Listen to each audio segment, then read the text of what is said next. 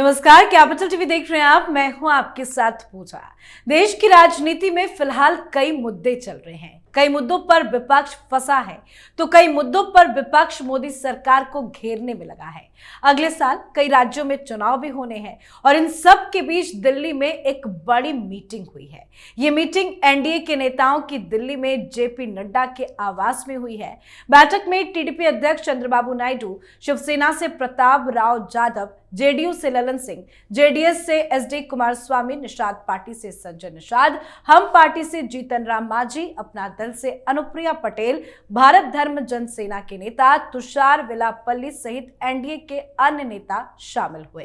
बैठक में अमित शाह भी मौजूद रहे। बैठक काफी लंबी भी चली है। हालांकि बैठक के एजेंडे के बारे में कोई आधिकारिक बयान जारी नहीं किया गया, पर बताया तो जा रहा है कि एनडीए के नेताओं को इस मीटिंग में सलाह दी गई है कि कांग्रेस की तरफ से उठाए गए मुद्दे जैसे अंबेडकर या अन्य में ना उलझने की सलाह दी गई है। सकारात्मक काम करने पर बल दिया गया है। बैठक में यह भी बताया गया कि कैसे कांग्रेस और उसकी सरकारों ने संविधान का उल्लंघन किया है। लेकिन मीटिंग की इनसाइड स्टोरी आखिर क्या है, आज इसी पर आपको ताजा अपडेट देंगे। मेरे साथ स्टूडियो में मौजूद है कैपिटल टीवी के editor in chief doctor Manish Kumar. Doctor साहब, बहुत बहुत स्वागत है आपका। धन्यवाद। जेपी नड्डा के आवास में जो एनडीए नेताओं की मीटिंग हुई है, उस मीटिंग में क्या कुछ हुआ है? देखिए, बड़ा बवाल मचा हुआ है चारों तरफ जी।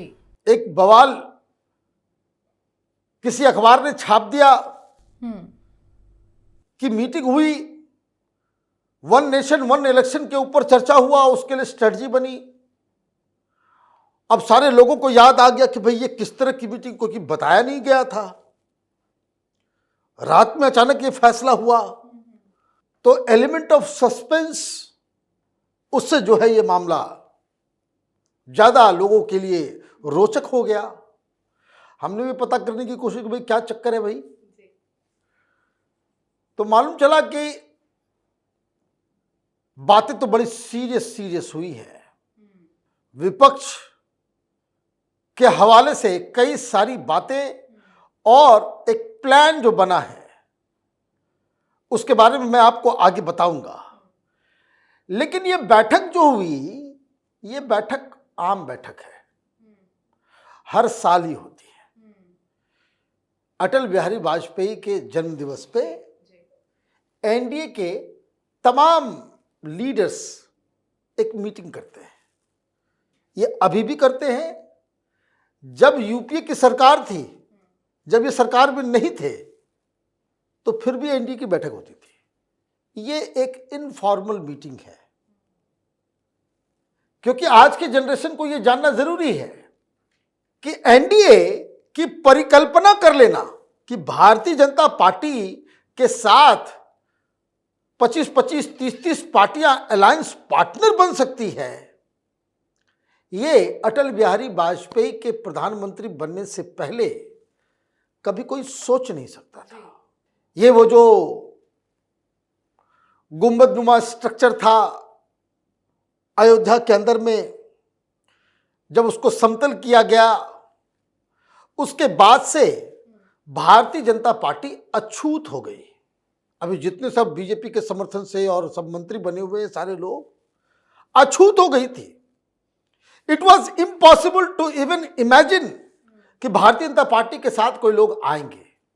और हमें याद है उस समय के तमाम पॉलिटिकल पंडित, वो पद्मश्री वाले, वो कांग्रेसी चाटुकार किस्म के पत्रकार, वो कहते थे कि भाई भारतीय जनता पार्टी की तो सरकार कभी बन ही नहीं सकती।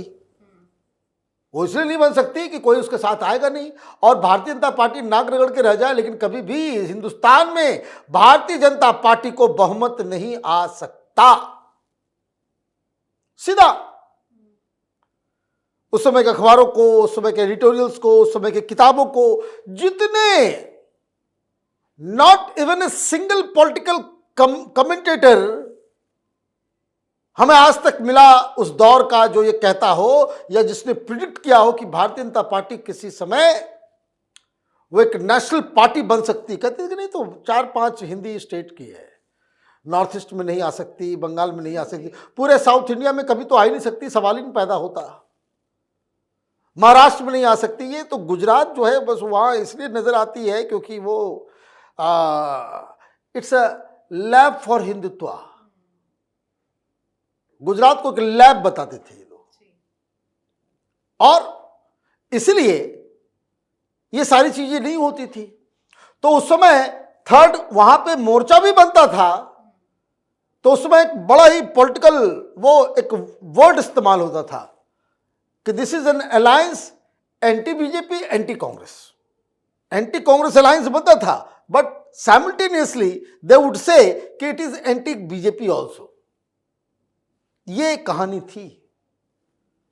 लेकिन जॉर्ज फर्नांडिस और अटल बिहारी वाजपेयी की वजह से एनडीए का निर्माण हुआ, और उस समय से ये चला आ रहा है। तो ये अपने आप में एक पॉलिटिकल एक मिरेकल, जिसके बारे में कभी कोई सोचा नहीं था। तो एनडीए का फॉर्मेशन, ये बैकग्राउंड है। और इसलिए जॉर्ज फर्नांडिस को और अटल बिहारी वाजपेयी को एनडीए के लोगों को कभी भूलना नहीं चाहिए।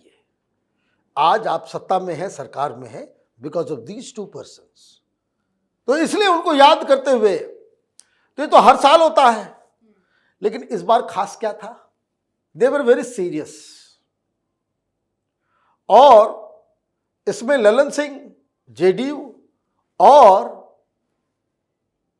नायडू साहब, उन्होंने साफ साफ एक बात कहा कि भाई ये कब तक कैसे चलेगा। झूठ फरेब के आधार पे ये जो कांग्रेस पार्टी नैरेटिव क्रिएट करती है, द वर्ड वाज यूज कि ये tool kit gang, they have to be taught a lesson. ये टूल किट क्या है? तो ये टूल किट वही पत्रकारों, यूट्यूबर और सोशल मीडिया और मीडिया में ये जो इसके जो चट्टे बट्टे जो फैले हुए हैं हर जगह, कि एक केंद्र से आता है कि भाई आज इस मसले को उठा देना है। आज एक क्लिप काटा हूं अमित शाह जी का, कि जिसमें वो इतना बोलते हुए पकड़े गए हैं। इसको क्या खेल किया जा सकता है? सर बिल्कुल खेल कर सकते हैं, बस क्लिप भेजिए। और ये सारे चेले चपाटी सब तो टेलीविजन चैनल से ही तो निकाले गए ना। उसके चेले चपाटी अभी भी टीवी में काम करते हैं, वो बनाना शुरू कर देते हैं, तो नैरेटिव बन जाता है, फिर उसके ऊपर डिबेट भी हो जाता है। तो ये जो फॉल्स नैरेटिव क्रिएट करते हैं ये लोग, इसका कोई इलाज होगा? यही फैसला हुआ है। अमित शाह इसलिए मौजूद थे कि हाँ, इसका इलाज होगा। दूसरा, ये अंबेडकर के मसले का इलाज होगा बहुत जल्द, आप देखते जाइएगा, और बहुत कड़ा इलाज होने वाला है। दूसरा जो डिस्कशन हुआ बहुत जरूरी, कि ये वक्फ बोर्ड है, वक्फ बोर्ड के ऊपर we must not speak in different languages. ये अलग अलग नहीं होना। सरकार कोई चीज को लेकर के आ रही है तो कंसल्टेशन तो पहले हुआ। एक बार कंसल्टेशन हो जाता है तो फिर हमें अलग अलग भाषा, अलग अलग लाइन लेने की आवश्यकता नहीं है। ये ललन सिंह की तरफ से कहा गया, ललन सिंह की तरफ से कहा गया। वहां उनको यह भी बताया गया कि बिहार में चुनाव है, जेडीयू मुस्लिम वोट के लिए लालायित रहती है, लेकिन उसको मैनेज करने के लिए हमने नया गवर्नर दिया है। मूर्छिता अवस्था में आ गए। उनको लाना जरूरी था साउथ इंडिया से नॉर्थ इंडिया, आरिफ मोहम्मद खान साहब को।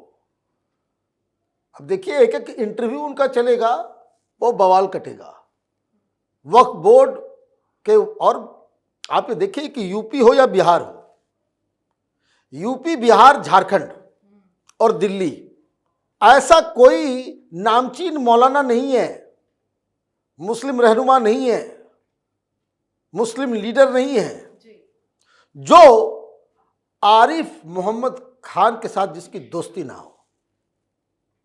तो उनको बुला लिया गया है। तो ये जो वक्फ बोर्ड के ऊपर अलग अलग कभी कभी कुछ कुछ आ जाता था बयान मेरा, तो एक फोकस ये रखा गया है कि पहले तो हमें एक स्वर में हर मुद्दे के ऊपर बातचीत करनी है। और वहां एक चीज और डिस्कस हुआ कि वो एक इनका अपना, उसे मैं बता दूं, ये बहुत कम लोगों को ये जानकारी है कि किस सब्जेक्ट पे क्या लाइन लेनी है, क्या करना है, नहीं करना है। ये एनडीए के तमाम सांसदों को वो ब्रीफ किया जाता है, उनको ब्रीफिंग देती जाती है। तो जो मैकेनिज्म है वो इस मीटिंग में तय हुआ कि उस मैकेनिज्म को थोड़ा और वाइब्रेंट करने की, डायनामिक करने की जरूरत है, कि ताकि हमारे एमपीज गलती से भी उनके मुंह से कुछ ना निकले। एक दो लोगों के मुंह से भी निकला है, किसी किसी मुद्दे पे, अम्बेडकर के मुद्दे पे निकल गया, लेकिन ये मिस्टेक ना हो वो दूसरा बहुत बड़ी मुसीबत आने वाली है। मुसीबत ये है कि ये तय हुआ है कि भाई इस पे जरा, ये जो हर जगह राहुल गांधी जाकर के जाति जनगणना कह रहे हैं ना, तो मीटिंग में ये बात हुई कि भाई बिहार में तो बीजेपी की सरकार और नीतीश कुमार ने ही कहा था, तो ये जाति जनगणना के फेवर में ये लोग आ जाएंगे। भाई करो, और सारी जिम्मेदारी जो है राहुल गांधी के माथे, कांग्रेस के माथे, कि भाई कैसे क्या करना है बता दो, हम लोग रेडी हैं। ये भाग जाएंगे, ये क्या हो जाएंगे, भाग जाएंगे, क्योंकि जाति जनगणना सिर्फ एक दिखावा है राहुल गांधी का। भाई आपकी बिहार में नीतीश कुमार बीजेपी ने करवाया, रिजल्ट आपने आउट कर दिया, रिजल्ट आउट होने के बाद फिर आप क्या करोगे? रिजल्ट आउट होने के बाद क्या करोगे? भाई तेजस्वी यादव बंद है, चुप है, कुछ नहीं बोल रहे, क्योंकि हो क्या रहा है कि आप जाति के आधार पर रिजर्वेशन की बात करोगे तो सब तो पहले बोलेंगे कि भाई जाति के आधार में हमको टिकट भी बांटो। फिर 18% मुसलमान है बिहार में, तो जेडीयू वाले, तो जेडीयू में तो मुसलमान बोलेंगे 18% रिजर्वेशन दो। ये फॉर्मूला तो सब जगह फिर लागू होगा, तो खैर उसके ऊपर भी प्लान बना। एक और बात जो जानकारी मिल रही है, वन नेशन वन इलेक्शन के ऊपर एक राय है, एक मत। कारण मैं आपको बता दूं, नायडू साहब कब चुनाव हुआ उनका? वो तो लोकसभा के साथ ही चुनाव होता है। पहले बीजेडी थी, उसका भी चुनाव कब होता है? साथ में ही होता है। ये तो कांग्रेस की राजनीति का ये दुष्परिणाम है कि 1971 में जाकर के अलग अलग चुनाव हुए, अदरवाइज आजादी के 20 साल बाद तक चुनाव तो पूरे देश में एक साथ ही होता था। तो उसके ऊपर भी प्लान बना है। कहने का मतलब ये है कि राहुल गांधी ये जो बीच में कंफ्यूजन क्रिएट करके इस तरह के मुद्दों को उठा करके आप सारा चीज करते हो, ये अब नहीं चलेगा। This it has been decided कि भाई ये जो प्रोपेगेंडा है, they have to be stopped, lock stock and barrel. इसको किसी भी कीमत पे अब इसको कैसे खत्म किया जाए, उसके ऊपर जो है रणनीति बन रही है। और मैं आपको बता दूं, आगे आने वाले दिनों में ये जो क्लिप लगाने वाले सब जो लोग हैं, इनके ऊपर कानूनी कार्रवाई हो गया तो आप आश्चर्य मत कीजिएगा कि फर्जी फेक न्यूज फैलाने के चक्कर में, क्योंकि आप देखिए अम्बेडकर का मसला उठा रहे हैं, कहीं कहीं पे हिंसा भड़क जाए तो फिर उसके लिए कौन जिम्मेदार होगा?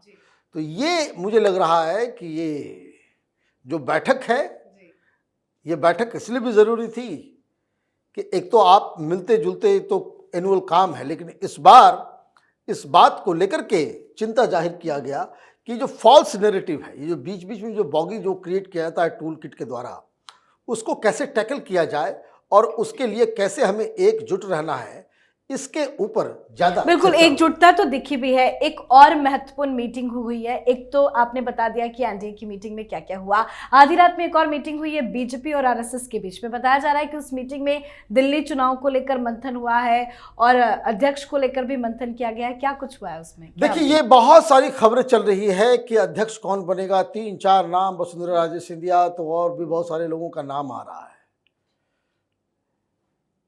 देखिए, ये क्या डिस्कशन हो रहा है आरएसएस और टॉप लीडरशिप के बीच में, शर्तिया कोई नहीं बता सकता, ये आप समझ लीजिए। 2-3 चीजें अभी सामने आ रही है। एक तो संगठन का नया अध्यक्ष कौन होगा, उसको लेकर के उनका टर्म भी पूरा हो रहा है, तो वो तो चर्चा हो ही रही है। बहुत सारे लोगों के नाम सामने आ रहे हैं। एक मंत्री है, बड़े मंत्री हैं, मुख्यमंत्री रहे हैं, उनका भी नाम आ रहा है।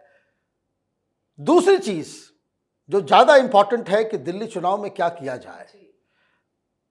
बहुत सारे लोगों को आज मालूम चला है, हमने करीब 10 दिन पहले एक स्टोरी की थी कि दिल्ली के अंदर में 60,000 मीटिंग्स आरएसएस के द्वारा किया जा रहा है। वो ऑलरेडी ऑन है। चुनाव तक आते आते आरएसएस अलग अलग आरडब्ल्यूएस में, मोहल्लों में, सब जगह 60,000 मीटिंग, उसका पूरा प्रारूप, डिस्कशन ये भी हुआ है कि किसका चेहरा सामने लाया जाए, क्या सामने लाया जाए या नहीं लाया जाए, उम्मीदवार को कैसे किया जाए, क्या प्रोसेस ऑफ सिलेक्शन का, जो प्रोसेस ऑफ माने कैंडिडेट सिलेक्शन का जो प्रोसेस है, उसमें आरएसएस और उसके जो संगठन है उनका भी रोल रहेगा। आप इस बात को समझिए कि दिल्ली का चुनाव जो है वो एक बड़ा चैलेंज है और ये टेस्ट होने जा रहा है कि भारतीय जनता पार्टी के ऑर्गेनाइजेशनल स्ट्रेंथ का। भारतीय जनता पार्टी ने हाथ खड़ा कर दिया था, कहां? हरियाणा में। भारतीय जनता पार्टी ने हाथ खड़ा कर दिया था महाराष्ट्र में, आरएसएस अंदर आई, हरियाणा भी जिताई, महाराष्ट्र भी जिताई, दिल्ली में फिर आई है और ऐसी वैसी जीत नहीं हुई है। और ऐसी वैसी जीत नहीं हुई है। अब दिल्ली में, हालांकि दिल्ली में कंपटीशन बड़ा तगड़ा है, तो ये परफॉर्मेंस जो है वो भारतीय जनता पार्टी के लिए, संघ और भारतीय जनता पार्टी के रिश्तों के लिए, और भारतीय जनता पार्टी कैसे चुनाव आगे लड़ेगी, स्ट्रेटजी क्या होगी, उसके लिए एक बहुत बड़ा एक litmus test Bharatiya Janata party के लिए दिल्ली में होगा। जी, बहुत बहुत धन्यवाद सर समझाने के लिए। धन्यवाद। तो एनडीए गठबंधन के नेताओं ने आज बीजेपी अध्यक्ष जेपी नड्डा के आवास पर बैठक की है। बैठक से विपक्ष में खलबली मची है, क्योंकि विपक्ष लगातार बेफजूल के मुद्दों को उठा रहा है, पर विपक्ष के साथ कैसे बर्ताव करना है उसको लेकर मीटिंग में मंथन किया गया है। दिल्ली में भी चुनाव है, बिहार में भी चुनाव है, तो चुनावी राज्यों के लिहाज से भी ये मीटिंग काफी महत्वपूर्ण माना जा रहा है। साथ ही वन नेशन वन इलेक्शन सहित तमाम अहम मुद्दे हैं जिस पर मीटिंग में चर्चा की गई है। तो इस मीटिंग को लेकर आप अपनी राय कमेंट कर लिखिए। देखते रहिए कैपिटल टीवी। नमस्कार।